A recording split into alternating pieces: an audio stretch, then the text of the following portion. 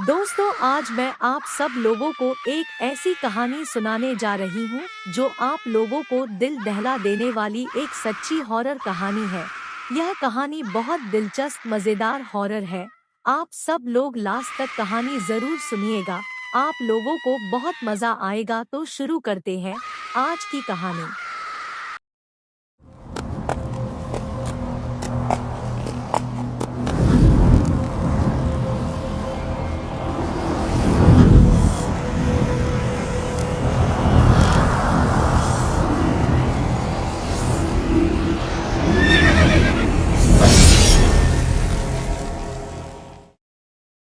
अभिषेक आज सुबह ही अपने दोस्त अर्जुन के गांव आया था, क्योंकि 5 दिन बाद अर्जुन की शादी थी।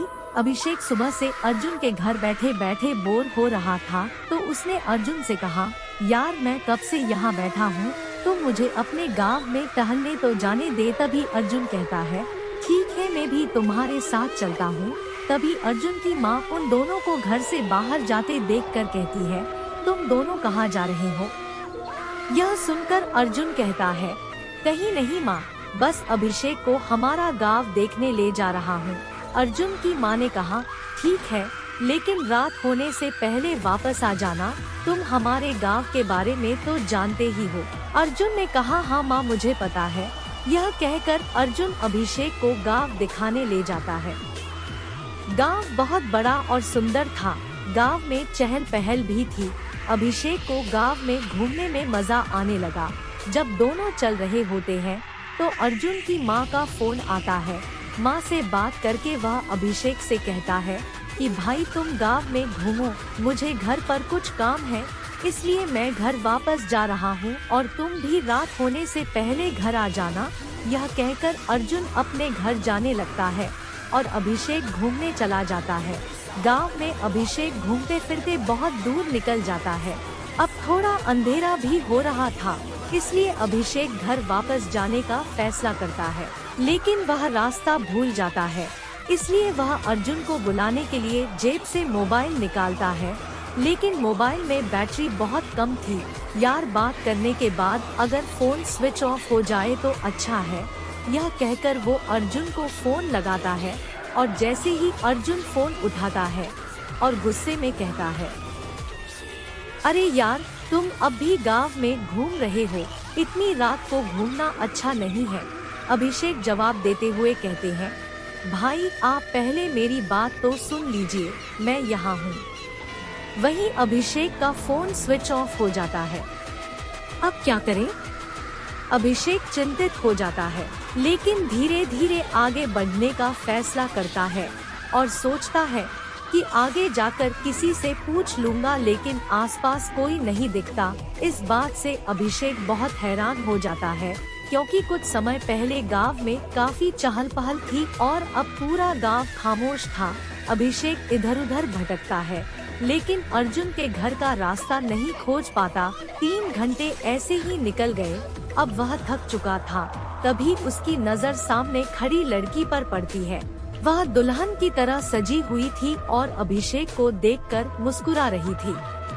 तभी लड़की अभिषेक के पास जाकर कहती है, तुम आ गए, अब मेरे साथ चलो।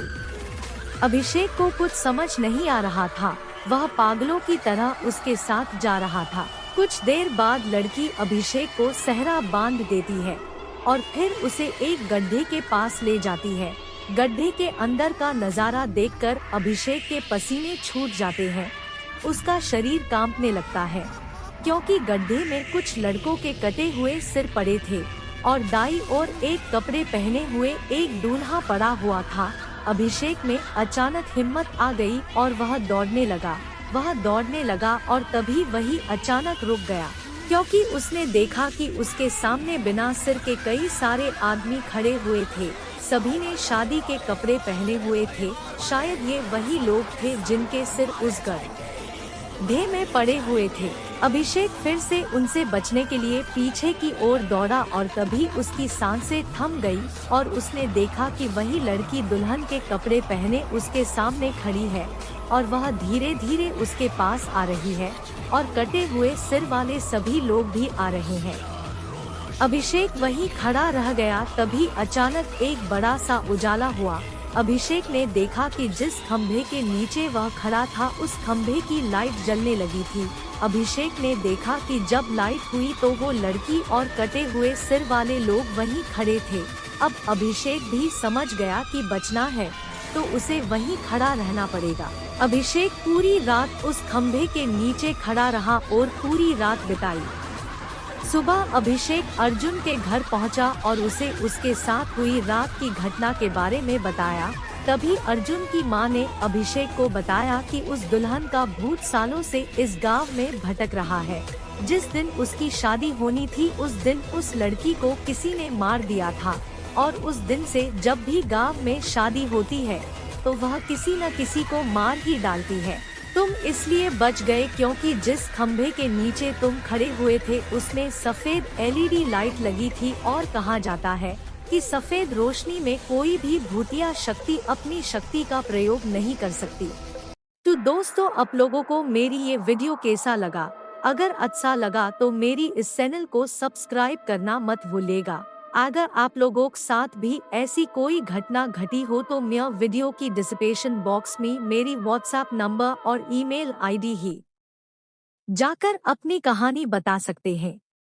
मैं आप लोगों की कहानी मेरी वीडियो में प्रस्तुत करूंगी। ऐसी ही रोमांचक कहानी लेकर फिर हाजिर होंगे। तब तक के लिए बाय, टेक केयर।